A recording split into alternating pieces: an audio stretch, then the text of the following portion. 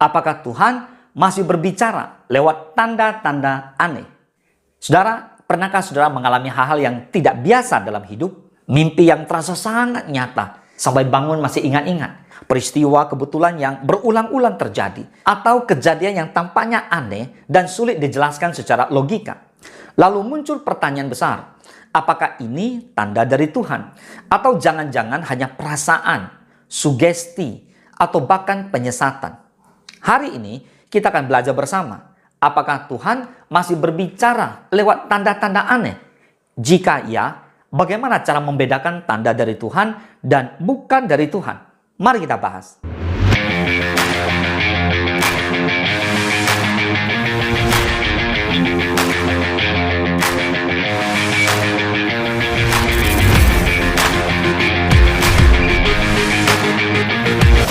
Tuhan adalah Allah yang berbicara. Pertama-tama, kita harus memahami satu kebenaran penting. Tuhan adalah Allah yang hidup dan berbicara. Bukan Allah yang diam, bukan Allah yang jauh. Ibrani 1 ayat pertama mengatakan setelah pada zaman dahulu, Allah berulang kali dan dalam pelbagai cara berbicara kepada nenek moyang kita dengan perantaran nabi-nabi. Ayat ini menunjukkan bahwa Allah berbicara dalam berbagai cara, bukan hanya satu cara. Contoh Alkitab, Tuhan pernah berbicara lewat tanda-tanda yang aneh. Yang pertama, kita lihat Musa dan semak duri. Semak yang menyala tetapi tidak terbakar. Waktu itu Musa alami. Keluaran 3:2 berkata, lalu malaikat Tuhan menampakkan diri kepadanya di dalam nyala api yang keluar dari semak duri. Lalu ia melihat dan tampaklah semak duri itu menyala, tetapi tidak dimakan api. Namun Tuhan memakai tanda yang aneh itu untuk pertama, menarik perhatian Musa. Yang kedua, menyatakan panggilan untuk hidup Musa. Yang ketiga, mengungkapkan kehendaknya. Nah, tanda itu bukan tujuan, tapi pintu menuju firman Tuhan. Yang kedua, Gideon dan bulu domba. Di Hakim-Hakim 6 ayat 36-40, di mana Gideon meminta tanda bulu basah atau tanah kering. Lalu sebaliknya, Tuhan mengabulkan bukan karena Gideon hebat, melainkan karena Tuhan sabar menghadapi iman yang masih lemah. Ini menunjukkan bahwa Tuhan bisa memakai tanda, tetapi iman dewasa tidak bergantung pada tanda itu. Yang ketiga, Yusuf dan mimpinya. Kejadian 37 di mana mimpi Yusuf dianggap aneh, bahkan membuatnya dibenci. Namun waktu membuktikan mimpi itu berasal dari Tuhan, digenapi bertahun-tahun kemudian. Tanda dari Tuhan seringkali tidak langsung bisa dimengerti. Yang keempat, orang Majus dan bintang. Di Matius 2 ayat 1 dan 2. Dikatakan bahwa bintang di langit itu dipakai Tuhan untuk menuntun orang Majus kepada Kristus.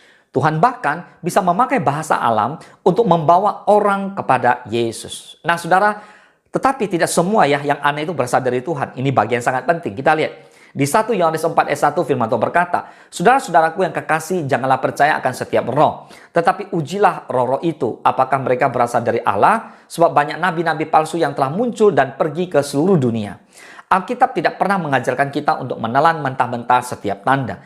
Ada 3 sumber tanda. Yang pertama dari Tuhan, yang kedua dari pikiran dan perasaan manusia, dan yang ketiga dari kuasa lain yang menyesatkan. Hati-hati. Kalau kita dapat tanda dari Tuhan, puji Tuhan. Tandanya bisa diuji dari mana? Semua akan sesuai dengan firman Tuhan.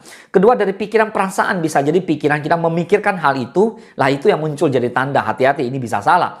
Dan yang ketiga adalah kuasa lain menyesatkan. Hati-hati. Kalau kuasa dari setan, itu akan pasti sangat menyesatkan. Nah, pertanyaannya, bagaimana membedakan tanda dari Tuhan? Yang pertama, tanda dari Tuhan selalu selaras dengan firman Tuhan. Tuhan tidak pernah bertentangan dengan Alkitab. Jika sebuah tanda menghalalkan dosa, membenarkan kejahatan, menjauhkan kita dari Kristus, itu pasti bukan dari Tuhan. Mazmur 119 ayat 105 mengatakan, firman-Mu itu pelita bagi kakiku dan terang bagi jalanku.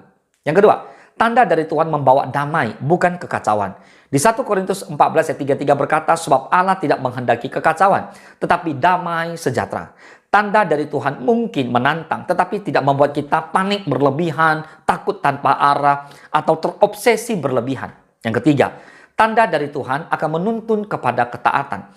Tanda sejati itu membawa kita lebih dekat kepada Tuhan, mendorong pertobatan, menghasilkan buah roh. Bukan membuat kita mencari sensasi rohani, haus akan hal-hal yang sifatnya mistis, atau mengabaikan firman Tuhan. So, Bapak Ibu semua, di zaman perjanjian baru, Tuhan lebih sering berbicara lewat Roh Kudus dan firman Tuhan. Makanya di Ibrani 1 ayat 2 berkata, maka pada zaman akhir ini ia telah berbicara kepada kita dengan perantaraan anaknya yang telah ia tetapkan sebagai yang berhak menerima segala yang ada.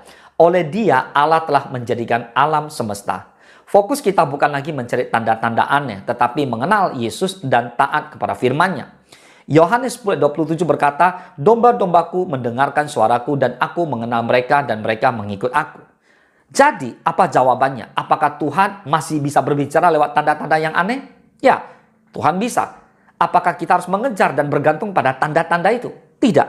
Karena iman sejati bertumpu pada firman Tuhan.